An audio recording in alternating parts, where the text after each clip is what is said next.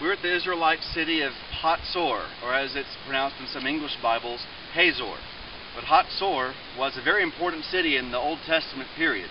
In the kingdom years, Solomon made it one of his 3 central administrative centers, the one for the northern districts.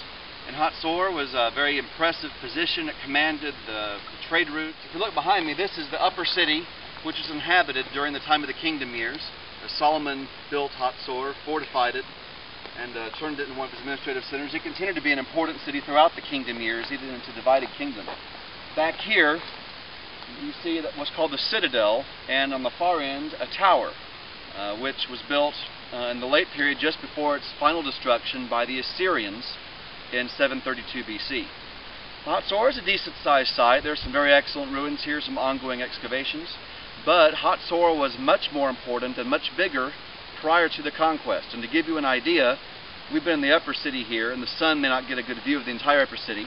But if you come here, you'll look in the background, all this back here, if you sweep around there, all that you can see, all the grass going way back there, was the lower city of Hazor up to the time of Joshua's conquest, for many centuries before. This was by far the biggest city in Canaan. There are some Egyptian tablets called the El Armana letters, diplomatic correspondence with Pharaoh and kings in Canaan. Pharaoh did not call any of the leaders, the kings in Canaan, kings, except for the king of Hazor. It was a big enough city, the king of Hazor merited the title in the eyes of the Egyptians. But all this was included in the city of Hazor, the lower city. The Bible says Joshua came through, and after defeating a coalition of northern armies, he burned Hazor, and that was the end of Joshua's conquest. And Hazor was the biggest city. Its burning and destruction would have demoralized and sent a message to the entire region in the north, and it capitulated, and Israel maintained effective control.